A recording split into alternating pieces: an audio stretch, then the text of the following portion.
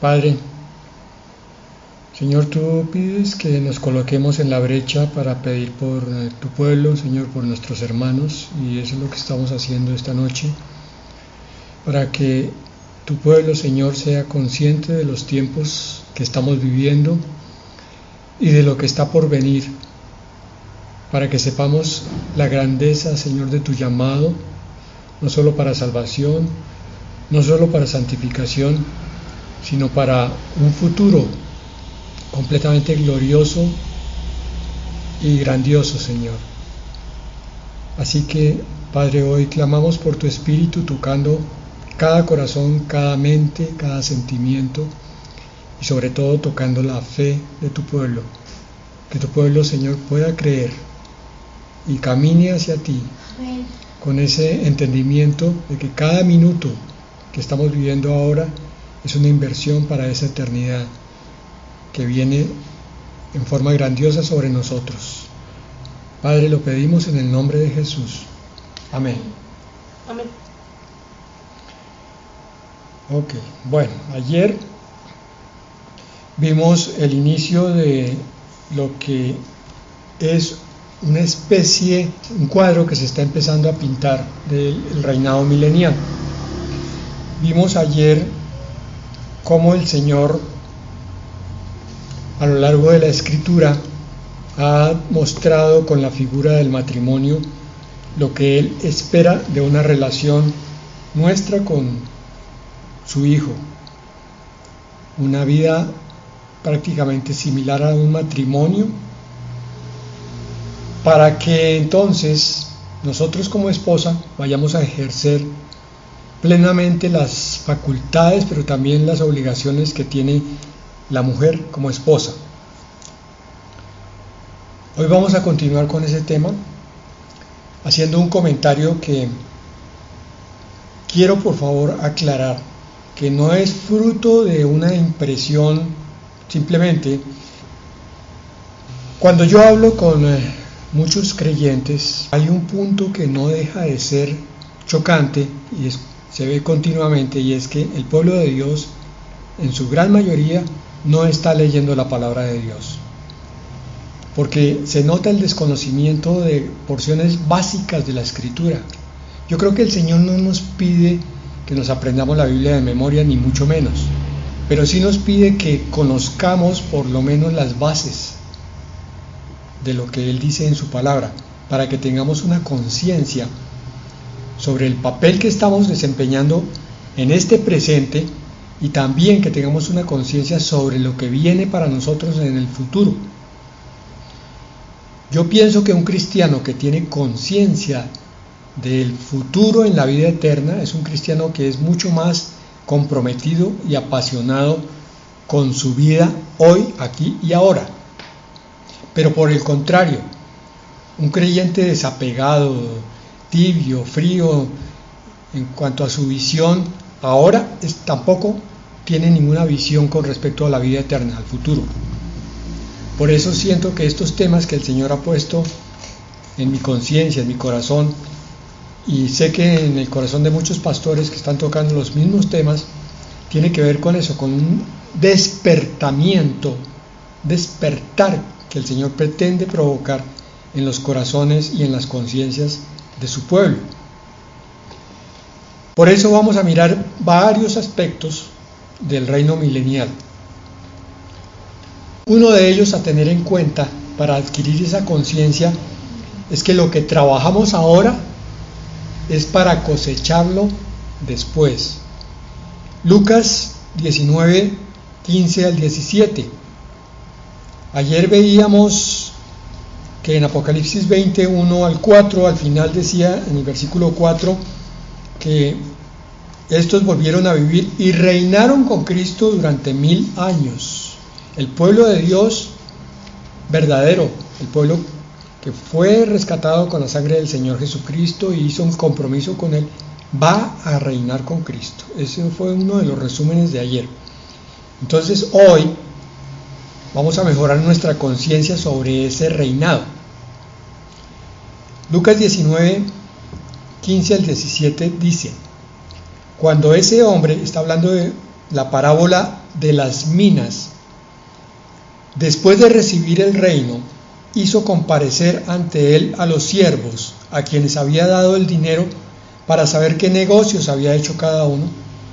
Aquí el Señor se está mostrando como ese dueño de una posesión que se va lejos, pero que regresa después a pedir cuentas a cada uno de sus trabajadores, de sus siervos, con respecto a lo que le dio como herramientas, a los dones, para que ellos los trabajaran aquí, primeramente. Y vamos a ver que de eso depende una gran consecuencia. Versículo 16, cuando llegó el primero, dijo: Señor, tu dinero o tus minas han producido 10 veces más. Y miren lo que pasa en el versículo 17. Aquel hombre dijo: bien hecho, eres un buen siervo, puesto que en lo poco has sido fiel, vas a gobernar 10 ciudades. Yo uso continuamente este versículo para mover las conciencias, pero sobre todo la mía, para entender que todo lo que yo haga o deje de hacer aquí es increíblemente valioso en la vida espiritual. El Señor lo está mirando continuamente para ver qué respuesta produce en nosotros y por consiguiente qué recompensa vamos a recibir con eso.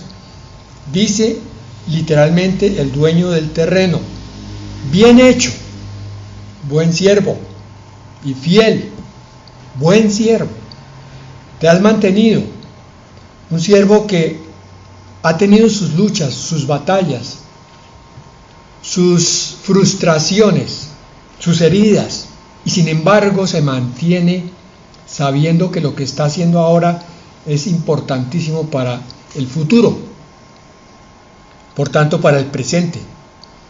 Puesto que en lo poco has sido fiel, y aquí tenemos que volver a retomar esa palabra, la fidelidad, que tanto exigimos nosotros de nuestros amigos, que no nos claven una daga por la espalda, que tanto exigimos de nuestros hijos, para que sean por lo menos leales a los principios que se les han transmitido. Así se vayan de la casa y vivan su propia vida, pero se continúe esa tradición de principios morales, esa fidelidad que tanto pedimos de la pareja, pero que a veces en nosotros mismos no está tan cimentada, y entonces empezamos algo y no lo terminamos, y no nos damos cuenta que eso es una forma de infidelidad. No nos damos cuenta que si estamos casados y miramos a otra persona, a otra del sexo opuesto, que en vez de la pareja que Dios nos dio, estamos siendo infieles. El Señor lo dice, que la infidelidad es algo del corazón, no solamente del cuerpo físico. Que la infidelidad también tiene que ver con el mantenerse uno en una iglesia donde el Señor lo puso, suponiendo que es una iglesia de sana doctrina.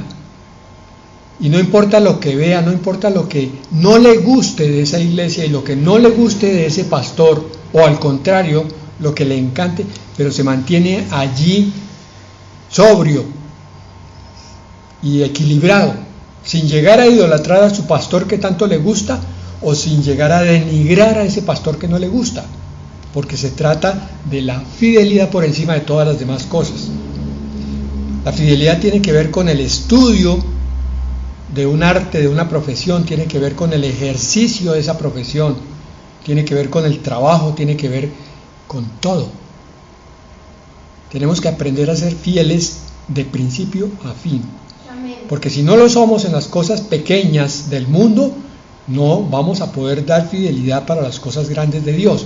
Y el Señor nos dice: buen siervo, fuiste fiel en lo poco. Tenemos que aprender a ver que las cosas que Dios nos da para esta vida son pequeñas pruebas para ver de qué estamos hechos, para que nos conozcamos nosotros mismos, para que sepamos qué tan esforzados y valientes somos, qué tan fieles somos. Y recordemos que la palabra fe tiene 3 connotaciones que siempre insisto en ellas, basados en lo que es la palabra en griego. Fe es pistis, y pistis es certeza de algo que se cree. Segundo, es fidelidad. O sea, mantenerse en algo que se empieza. Y tercero es confianza. Yo puedo ser fiel cuando tengo confianza en lo que creo. La palabra es ciertísima. Por tanto, yo debo confiar en la palabra. Y como confío en la palabra, confío en el Dios de la palabra y me mantengo a ello. Yo no puedo ser un cristiano que al primer golpe de la vida se desploma porque simplemente dice que no vio a Dios. Porque la palabra que el pastor le predicó el domingo anterior, muy bonita, pero no se le aplica. Eso no puede hacer un cristiano fiel. Bien hecho, eres un buen siervo, puesto que en lo poco has sido fiel, vas a gobernar 10 ciudades. Y esta parábola entonces, a mí me ha tocado siempre el corazón porque me ha hecho pensar en lo presente y en lo futuro, en mi fidelidad de ahora. Pero ¿en qué es lo que el Señor va a querer que yo le trabaje en el futuro? Estamos hablando del milenio. Entonces, el milenio es una realidad, mis hermanos, tan grande como la que estamos viviendo ahora. La eternidad, cuando estemos allí, vamos a ver que es muchísimo más creíble, más palpable, más sensible, más concreta que esta que estamos viviendo aquí ahora. Lo que vivimos aquí es una serie de apariencias, allá va a ser completamente real. Entonces trabajemos por la eternidad. No seamos como burritos que caminan, primero ponen una patica, después la otra y después las dos de atrás, porque llevan una carga y simplemente esa es toda la vida. Somos seres espirituales. Nacimos con esa falta de conciencia, pero nos fue dada en el momento en que nacimos de nuevo, como nuevas criaturas, y esa conciencia de nueva criatura nos hace entender que nuestra ciudadanía no está aquí, está en la eternidad, y que hacia la eternidad vamos, y vamos a durar allá toda la eternidad, pero con un trabajo completamente comprometido, dependiendo de lo que hayamos hecho aquí. Un cristiano tibio, voluble, un cristiano que cambia de parecer cada rato, un cristiano que abandona lo que está estudiando por otra cosa y empieza 30 y no termina ninguna. Yo no le veo futuro, porque el Señor está hablando aquí de cosas completamente radicales. La eternidad es radical y la actitud que debemos tener hacia la eternidad debe ser también radical. Cada día que tú vivas, hermano, es una marca más que le pones a tu eternidad.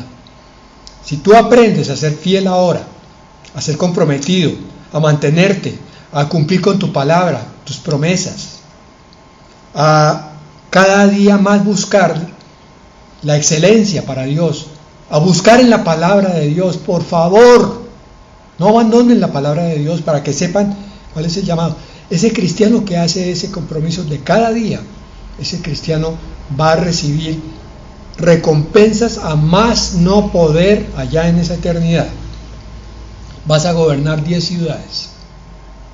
Otra cosa que estamos aprendiendo en este caminar aquí es cómo juzgar justamente, juzgar sabiamente, porque somos llamados a juzgar, pero con sabiduría, no sobre la apariencia. Satanás se ha metido en las iglesias y entonces hay algunos que dicen, no juzgue, pero están diciendo media verdad. No juzgue sobre la apariencia, esa es la completa verdad. Juzgue con justo juicio, eso lo enseñó el Señor Jesucristo. Y miren lo que dice aquí en la primera de Corintios 6, 2 y 3. Capítulo 6, versículos 2 y 3. Oigan esto, versículo 2, esto es para irse de espaldas. ¿Acaso no saben ustedes que los santos juzgarán al mundo? Y si son ustedes quienes han de juzgar al mundo, ¿acaso les es poca cosa juzgar casos muy pequeños? ¿Qué dice esa palabra? Que tú tienes, como creyente de conciencia, que aprender a discernir las cosas pequeñas de este mundo. Es decir, Cuando vas a hacer un negocio, tienes que discernirlo espiritualmente, no con el bolsillo, no con la apariencia, no con lo que te llama la atención, sino con la visión de Dios. Pero igualmente tienes que aprender a discernir a las personas, no para que las señales, no para que las juzgues y las murmures contra ellas, sino para que sepas a quién te acercas y de quién te apartas, con misericordia y con amor cristiano. Aquel que no te sirve para tu crecimiento, simplemente no le dices nada, no lo miras mal, no lo menosprecias, pero te apartas de él. Y en cambio buscas las personas que te hacen crecer, porque debes aprender, como dice aquí, ¿acaso les es de poca cosa? ¿Acaso es que no le ponen importancia a ustedes a juzgar casos muy pequeños? ¿Cómo es que vemos cristianos que se complican la vida con enredos que uno dice, pero por Dios, ¿por qué está en esta situación? ¿Por qué llegó a este punto tan complicado en su vida? Es que no le dio Dios discernimiento para que sepa qué es lo que debe hacer y qué es lo que debe evitar. Porque cada circunstancia, insisto, es un aprendizaje para que cuando lleguemos al momento crucial, que es el de juzgar al mundo, sepamos hacerlo con sabiduría. Y es que nos va a tocar. Y el primer evento de juicio, recién acabamos de estudiar, es que la iglesia del Señor baja como ejército celestial, y cuando el Señor se siente a juzgar a las naciones, la esposa de Cristo se sienta con él. ¿Qué es lo que vamos a juzgar allí? Pues bien, estas cosas que estamos viendo. ¿Quiénes de los gobernantes del mundo tomaron decisiones basadas en la palabra de Dios? ¿Y quiénes de los gobernantes del mundo tomaron decisiones populistas? Por ejemplo, aprobar el aborto, por ejemplo, modificar una constitución para que se aprueben aberraciones que no están en la palabra de Dios, que son claramente prohibidas por la palabra de Dios. Y de ahí para abajo, el Señor, no sé si nos llame a juzgar o como testigo nos va a decir, y esta persona que tú conociste antes del arrebatamiento, ¿cómo obró? ¿Cómo procedió? Y yo voy a tener que decirle, Señor, hasta donde yo vi, esta persona hizo esto, hizo aquello. Pero miren lo que dice el versículo 3. ¿No saben ustedes que nosotros juzgaremos a los ángeles? Oh, espero que más de uno haya sentido un escalofrío. Pues con más razón los asuntos de esta vida. ¿Qué quiere decir eso? ¿Vamos a juzgar a Miguel, a Rafael, a los ángeles que están con el Señor? No, a los ángeles satánicos. Esta palabra se refiere específicamente a un juicio que se va a hacer con respecto a Satanás y va a ser atado por 1000 años y echado al foso. Pero 1000 años después va a venir el juicio final, tema que vamos a ver también, donde la iglesia del Señor seguramente va a ser o juez o testigo y va a juzgar a Satanás y a sus ángeles y va a decir, Señor, yo tenía sobre mí un espíritu que venía constantemente con ansiedad, me atormentaba y me torturaba, o un espíritu que producía en mí rabia, Señor. Yo trataba de orar, de estar junto a ti, y Satanás venía y me molestaba. Vamos a juzgar a los ángeles. ¿Ustedes se pueden imaginar esto? ¿Les cabe en la cabeza? ¿Cuánta sabiduría no necesitamos adquirir para poder juzgar al mundo y juzgar a los ángeles? Si ven que el juzgar no es malo, como Satanás ha pretendido manipular a ciertos ministros para que digan, no me juzguen que yo soy un ungido de Dios. Ese es Satanás hablando. Él quiere que los cristianos tengan miedo de juzgar con justo juicio, y entonces arrasa con todo, produciendo rechazo al juicio. Pero es que el juicio es parte de la función del juez y parte de la función del rey. El rey tiene que obrar como juez. Alguien dirá, pero es que esto es muy difícil, pastor. Yo les digo, primero, el que conoce la palabra sabe cómo juzgar las cosas. porque la Biblia, la Escritura, es la gran maestra teórica sobre lo que hay que hacer o no hacer, decir o no decir. Si yo conozco la Biblia, puedo juzgar. Ahora, si no la conozco, muy complicado. Y segundo, aparte de la palabra, tenemos el Espíritu Santo que Dios nos dio, que a través de su Hijo Jesucristo. El que conoce al Espíritu Santo sabe cómo ser ayudado en los momentos de duda. Eso es lo que ustedes ven que yo les traigo aquí. Yo no traigo lo que a mí me parece o lo que creo que les va a gustar. Eso para mí es indiferente, con todo respeto lo digo. Yo traigo cosas que el Espíritu Santo me muestra, así les guste o no les guste, les interese o no les interese, porque ese es el plan de Dios para ustedes y para mí. Y como siervos de Dios que somos todos, tenemos que aceptar la palabra que Dios nos envía. No es difícil sentarse a juzgar al mundo y a los ángeles, solamente que hay que conocer la palabra y conocer al Espíritu Santo de Dios. Y ahí es donde está el problema, el kit de la cuestión de la vida de muchos cristianos. Ni conocen la palabra, ni conocen al Espíritu Santo. No le han pedido a Él: Señor, ayúdame a andar en la sana doctrina siempre, Padre. Que lo que yo oiga en predicación sepa que es de tu voluntad. Y si oigo algo que no es de tu voluntad, Señor, tú me lo muestres. Produzcas malestar en mí y yo sepa que eso tengo que desecharlo. Señor, Espíritu Santo, enséñame a entender tu palabra, a tener revelación de tu palabra. Yo me pregunto cuántos cristianos oran así. Señor, que en la predicación que me van a dar, tu Espíritu me revele como si fuera una luz impresionante las cosas sobre mi vida. Revélame, Señor, Espíritu Santo, mis pecados ocultos. ¿Cuántos cristianos orarán así? Como no oran así, pues no tienen ninguna relación con el Espíritu Santo. El Espíritu Santo es un compañero para que lo que no debe estar en el ser humano sea puesto a la luz y sea sacado a un rincón. Pero el Espíritu Santo también es un compañero para que lo que Dios puso y que quiere que crezca y se fortalezca, entonces salga milagrosamente de esta naturaleza carnal tan limitada. Salen milagros de esos seres humanos que creen en el Espíritu Santo, porque es Dios el que produce esas cosas a través de su Espíritu. Bueno, entonces el milenio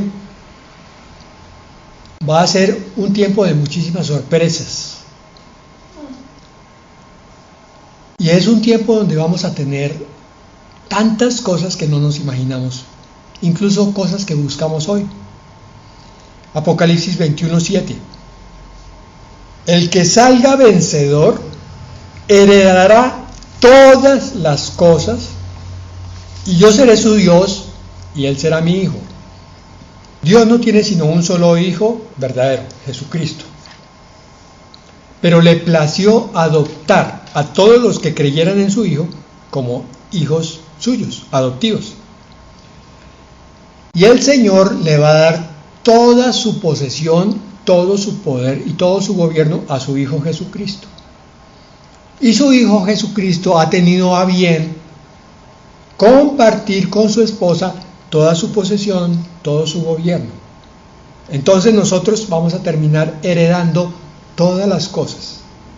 Y el mundo se mata hoy por tener cosas: una casa, un carro, vestidos, sitios donde pasear, sitios donde bailar, y por eso se desvive, y como ama al mundo, entonces no puede amar a Dios. Y aquí se produce un paralelo con la parábola del rico y Lázaro. Aquellos de nosotros que hemos decidido vivir sin las cosas del mundo, en cuanto a que no somos dependientes de ellas, no somos adictos a ellas, no somos esclavos de las cosas del mundo, entonces Dios le ha placido darnos todas las cosas en la eternidad. ¿Ven? Es al revés. El mundo se mata por tener cosas aquí y se va a quedar sin cielo. Nosotros renunciamos a las cosas aquí y vamos a tener todo eso en el cielo. Amén. Moradas impresionantes. poder, dones, virtudes, las calles de oro de la ciudad de Jerusalén, la nueva Jerusalén, vestiduras impresionantes, viajes en el espacio, el que salga vencedor. ¿Se acuerdan de la fidelidad?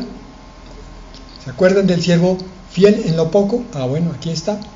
Salió vencedor, heredó todas las cosas. La fiesta de las bodas. Bueno, este es uno de los primeros eventos también que produce la gracia de Dios en el milenio. ¿Cómo así, pastor? Pero luego las bodas del Cordero no fueron en el cielo. Sí, hermano, las bodas del Cordero fueron en el cielo, pero a la usanza oriental, primero era la boda y después una festividad que podría durar 8 días. Es lo mismo aquí. La boda del Cordero con la iglesia es en el cielo y las fiestas de las bodas son en la tierra. Apocalipsis 19, 7 al 9. Regocijémonos y alegrémonos y démosle gloria. Ha llegado el momento de las bodas del Cordero.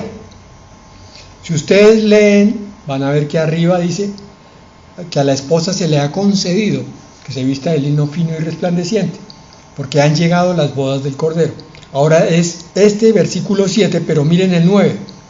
Entonces el ángel me dijo, escribe, bienaventurados los que han sido invitados a la cena de las bodas del Cordero. Y también me dijo, estas son palabras verdaderas de Dios. Yo tuve una boda precisamente en estos días que no nos pudimos comunicar, y he tenido algunas bodas en mi vida ministerial, y siempre es lo mismo. Primero viene la ceremonia, la presentación de la pareja ante Dios. Esas son las bodas del Cordero. Y después de eso viene la recepción, que suele ser en otra parte, porque la fiesta no es en la capilla o en el sitio donde se hace la ceremonia. El sitio de recepción es diferente. Lo mismo pasa aquí. La cena de las bodas del Cordero va a ser distinta a las bodas en sí. Y por eso hay invitados. Y también me dijo, estas son palabras verdaderas de Dios. Ahora, ¿quiénes son los invitados? Obviamente no es la esposa. La esposa va como agasajada, como homenajeada junto con el esposo. Los invitados, en nuestra costumbre, llevan los regalos, comparten una comida y después hay una recepción con baile, con jolgorio y con alegría. Esto también está reflejado en la parábola de las bodas del Cordero en Mateo 22, 1 al 14. Vamos a leer algunos versículos para entender la figura y comprender qué es lo que está queriéndonos el Señor decir, aunque ya vimos esta parábola hace unos días. Versículo 1. Jesús volvió a hablarles en parábolas y les dijo, el reino de los cielos es semejante a un rey que hizo una fiesta de bodas para su hijo. Aquí ya el hijo se casó y envió el rey a sus siervos para convocar a los invitados a la fiesta de bodas, pero estos no quisieron asistir. Siempre pasa. Se mandan invitaciones y alguno dice, no, yo no puedo ir. A veces porque tienen una razón justificada, otras veces no tan justificada y otras veces simplemente no quiere ir por no dar un regalo, lo que sea. Versículo 5, nos saltamos, de Mateo 22. Pero los invitados no hicieron caso. Uno de ellos se fue a su labranza, otro a sus negocios. Aunque usamos esta parábola la vez pasada para otro sentido, el correcto es es en las fiestas de bodas del Cordero. Entonces también aquí va a haber invitados y va a haber muchos que no quieren asistir. ¿Quiénes son esos? Estos son los habitantes del mundo durante la tribulación. Y aún, a pesar de la tribulación, veremos que muchos no quieren estar junto al Señor en su reinado. Y otros más agarraron a los siervos, los maltrataron y los mataron. Cuando el rey supo esto, se enojó, así que envió a sus ejércitos, destruyó a aquellos homicidas y quemó su ciudad. Parte del juicio en la venida del Señor. Vamos a mirar ahora del versículo 10 al 14, que es lo que más nos interesa. Los siervos salieron por los caminos y juntaron a todos los que encontraron, lo mismo malos que buenos, y la fiesta de bodas se llenó de invitados. Hay un pasaje en los evangelios donde el Señor dice que fueron juntados todos, las ovejas y los cabritos, y el Señor apartó las ovejas a la derecha y los cabritos a la izquierda. Es lo mismo que esto, los malos y los buenos. Pero la fiesta de bodas se llenó de invitados. Sin embargo, miren lo que pasa. Cuando el rey entró, o sea, el Padre Celestial entró para ver a los invitados, se encontró con uno que no estaba vestido para la boda. No tenía la vestidura de santidad requerida. Estaba vestido de cualquier manera, con total descuido. Le dijo: amigo, ¿cómo fue que entraste aquí sin estar vestido para la boda? Y aquel enmudeció. ¿Dónde está la gracia y la santidad? ¿Dónde está la limpieza para presentarte aquí? Entonces el rey dijo a los que servían: aten a este de pies y manos y échenlo de aquí a las tinieblas de afuera. Allí habrá llanto y rechinar de dientes. Obviamente esto no se refiere a la iglesia, porque ¿cómo se va a echar a alguien de la esposa del Cordero a las tinieblas de afuera si ya fue aceptada, ya fue arrebatada? Entonces esta es la escena de las bodas, donde algunos todavía de los habitantes del mundo no han adquirido la conciencia de quién es su Dios y a quién tienen que servir. El Señor termina sacando a los últimos rezagados. Y para terminar hoy, porque son muchos los llamados, pero pocos los escogidos. Yo le pido al Señor que coloque esta palabra, el versículo 14, en tu corazón. Muchos son los llamados. Muchos, muchos, muchos. El Evangelio está hablándole a todo el mundo, pero pocos son los escogidos. Y aún dentro de la iglesia, muchos pueden llamarse iglesia, pero pocos son los escogidos que viven en la santidad que el Señor requiere, que se dejan santificar cada día. Vamos a orar. Padre, hemos pedido, Señor, para que tú nos des esa conciencia de eternidad, Señor. Que nos des conciencia de la grandeza de tu llamado. Que no somos simplemente seres humanos que se congregan alrededor de un sermón. Quita, Señor, en el nombre de Jesús, esa venda que está sobre los ojos de tu pueblo. Y coloca, Padre, por favor, si es tu voluntad, humildemente te lo pedimos, la conciencia, que es el entendimiento de la grandeza de esa invitación que nos estás haciendo, Señor. Sí, Señor. Y no como invitados a las bodas del Cordero, sino como esposa. Pero nos estás invitando porque todavía hay tiempo. Todavía hay tiempo para que como cristianos entremos en la conciencia de que tenemos que estar fervorosos, Señor, para ti. No tibios, no indiferentes, no perezosos, sino fieles en lo poco de cada día, Señor. Fiel en la oración pequeña de cada día. Fiel en la búsqueda de la palabra de cada día, Señor. Fiel, Padre, en buscar la comunión contigo y con el Espíritu Santo. Amén. Para que entonces tú nos lleves, Señor, a ti y podamos ver esas grandezas de las que nos hablas en tu palabra. Y nos seguirás hablando a través de estos temas que has traído hasta nosotros, hasta nuestra conciencia, Señor. Padre, despiértanos en el nombre de Jesús. Amén. Padre, levántanos, Señor, en el nombre de Jesús. Amén y amén, Señor.